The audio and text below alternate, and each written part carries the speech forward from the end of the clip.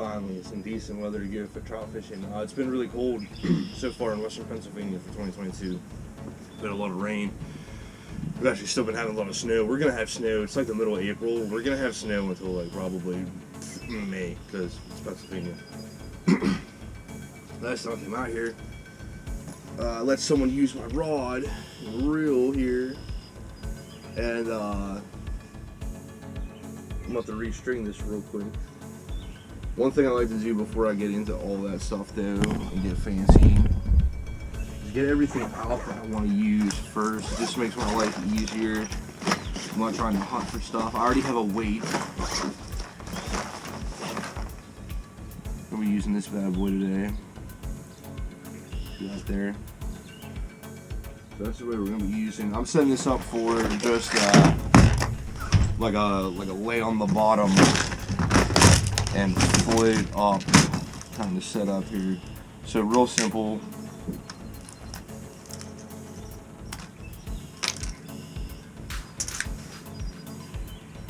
We use a size 10 hook. It's a little big, but it's what I've been using. Bigger hooks are just easier for me to get out of a fish's mouth. If I'm being totally honest with you, move the camera over there. If I'm being totally honest with you, bigger hooks are a little bit easier to get out of the mouth. But if they swallow the hook, if they take the hook down, it kind of tends to do more damage. You know, so it's kind of like a double-edged sword. Is it going to be easier for you or easier for the fish? For me, in this circumstance, I want it to be easier for me, to be honest with you. So when you're running this through, right, try not to skip any of these little holes, little loops. Anyone who's watching this has probably fished before.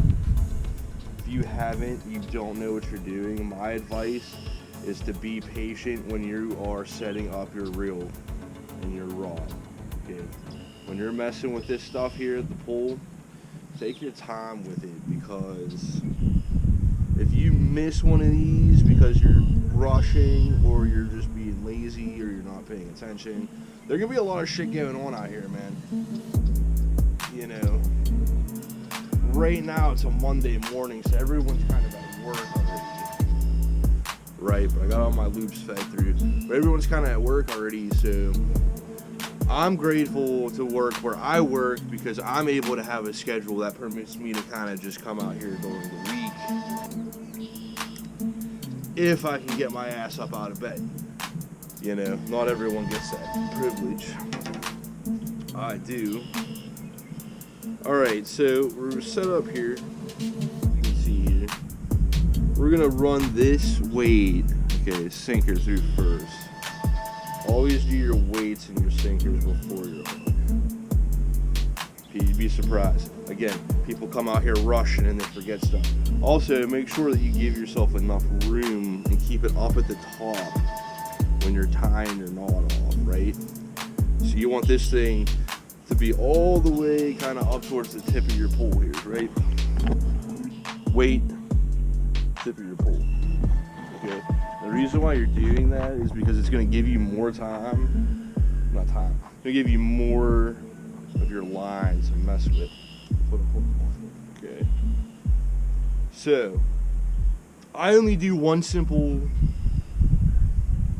tie through that piece. I don't get fancy with it, putting a bunch of knots and pieces all through it. It's unnecessary. It's just a weight. Okay. It's not fighting the fish. It's not having that any kind of resistance or any, you know, it's not what is at risk of breaking if you're fighting fish. Your hook is. So the hook is where you're going to want to spend all of your time trying to make as secure of a knot as you possibly can, feeding it through, alright? Because the hook is what's going to have all the weight of that fight behind it. So that's where I put all my time.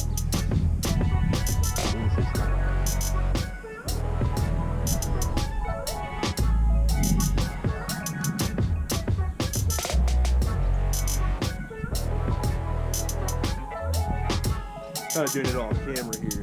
I have a cover on my truck, and I just have the camera sitting on top of it. tailgate levels where you can actually see what's going on. But this is not really a tutorial on tying hooks. You know what I'm saying? You should be able to figure this out at this point. Or, I mean, I can do it in a more in-depth video later, I guess. I don't really know.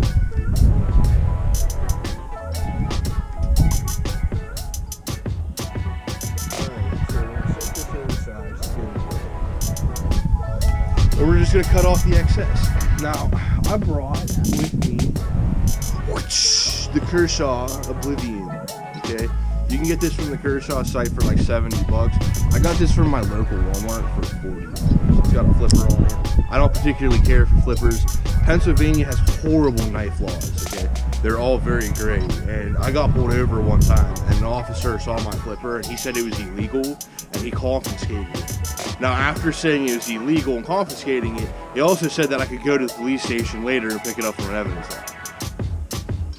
So if my knife is an illegal knife, I don't understand why he even gave me the option to go pick it up. I felt like he was trying to bait me into going and retrieving an illegal item, so I just never went and got it.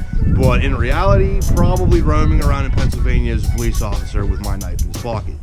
Okay, so I try to avoid flippers for that reason. But I finally jumped back on the bandwagon. I'm gonna take the chance. Hopefully no one takes this one. But you just slice off that little bit of excess there. Okay. And then your finished product, give me 1 second. Get up underneath this bed. We got a conservation officer. Give him a wave. Always wave to your local conservation officer. What they do out here is important shit. People treat animals like shit. People treat the environment like shit. You know, what they do is very important for keeping the world fucking clean and making sure everyone's not hurting animals out here and following the laws. But yeah, so simple setup here. You can see it. Simple setup is just the weight. Okay, give it a few feet of space between the hook. So what's gonna happen is this weight's gonna sit on the bottom and this hook's gonna float up, right? I'm gonna put some power bait on it, and that power bait's just gonna float to the surface, and then they're gonna be hunting, the trout are gonna be hunting at that level, and they're gonna bite it, hopefully, this is the plan. And yeah, got my charging pack here today. This is a battery, my charge. This thing can actually charge like an entire laptop, right? And I got my GoPro charger, so hopefully there's absolutely no reason. I'm using a GoPro Hero 5 Session, which is like the smallest in the line of the Hero 5. And what's nice about that is it's small and it's light. It's not nice is the battery capacity. I only get like 20 minutes of 1080p recording in this. And 20 minutes, that is not a lot of time when you're out here for hours waiting for a fish to bite or something, you know what I mean? So actually, when I'm done filming this, so I'm at 8.5 minutes in this, okay?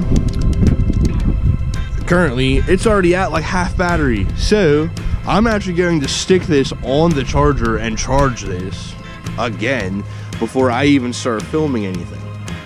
Kind of sucks. I'm looking for a new GoPro, but we're gonna get down there and get this all situated, and I'll be back. I guess there's a lake pond out here, you got this little walkway out there for like handicap fishing. There's no one out there now, so I mean anyone can just go out there and do it. There's benches provided and stuff. That's the thing the Boy Scouts do. I don't particularly support the Boy Scouts too much, but I mean they do some nice stuff for conserving stories and conserving nature. You know, they're on the nature and Boy Scout stuff. I'm kind of a Boy Scout myself, not really, but I like knives and things of that sort. So I'm gonna give it a little bit of a power bait example of what we're running here. So I got 3 different flavors: trout bait, garlic scented trout, and then I got this orange extra scent. So last time I was here, I actually caught something on the orange extra scent. I'm going to save it for last because I know that it got a quick bite. I'm going to try to run the garlic in one of these pole setups, and I'm going to run the green trout bait in the other pole setup.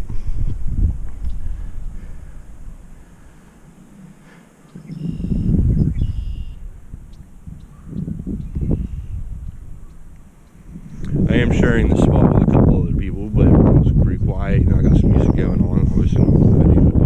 And I'm not disturbing everybody.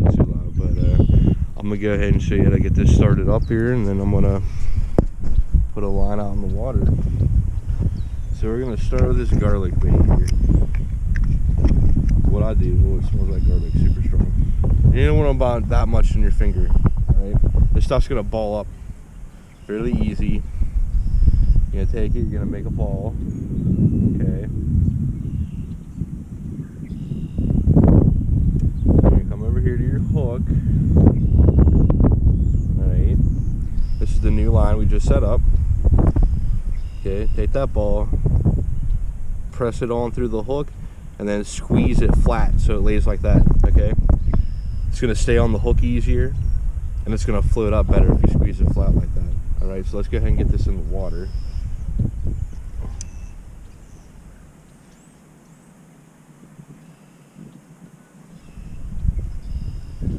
Here's the first catch.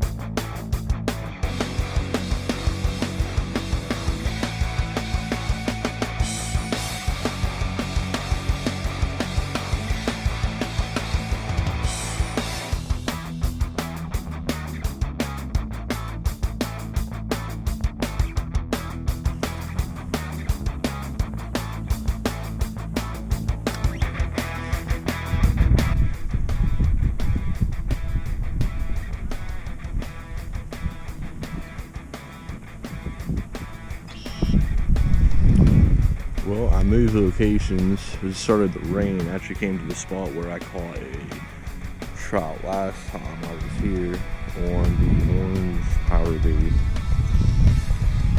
Started to rain. Oh, he got something over there. Oh.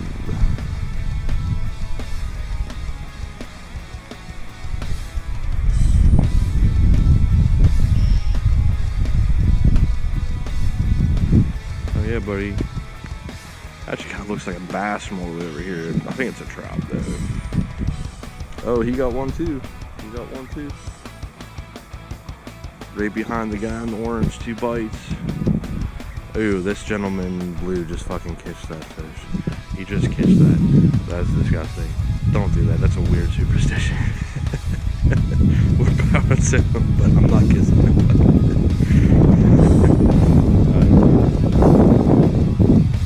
Well, they're definitely over here. I just watched 2 of them get caught. Power bait, that's what I have. Ooh, hello, buddy.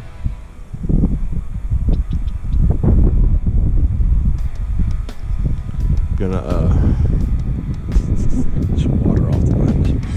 But yeah, just saw 2 guys catch 2 of them side by side. So this is probably the spot to try to catch them. It's raining and snowing. That's why we're in this, man. Or if you get cold, it'll keep miserable. I'm breaking this.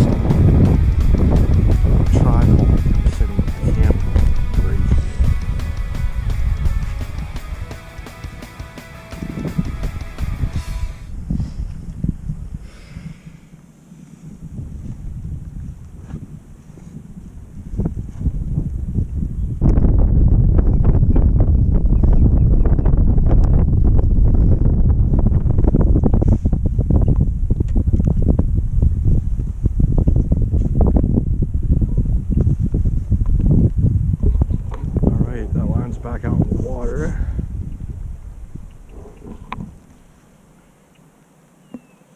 Oh, look. He just caught one across the water too. So I just watched 3 fish get pulled out of here. So they're definitely in here waiting to be caught. I'm gonna stick around for a little bit longer. Hopefully try to catch one.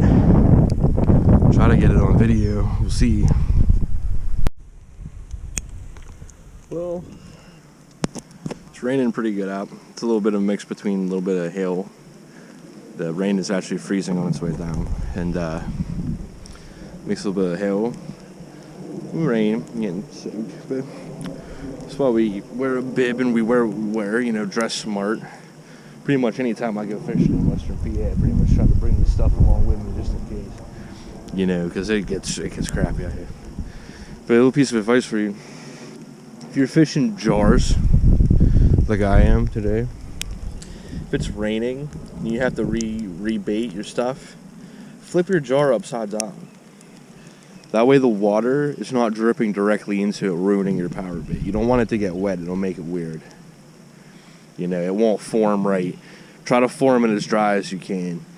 I mean, it's gonna your hands are gonna get wet enough as it is fishing out here, but my advice to you is flip it. Then when you're done, just flip it back and put the lid on it.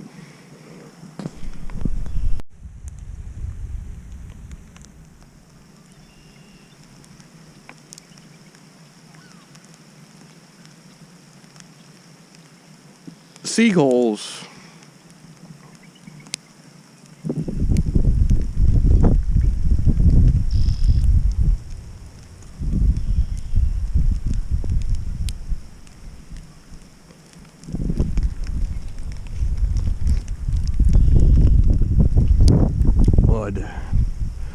Mud seagulls. There's ice in the rain. Damn, nature. You ain't playing today. You're hitting it with everything.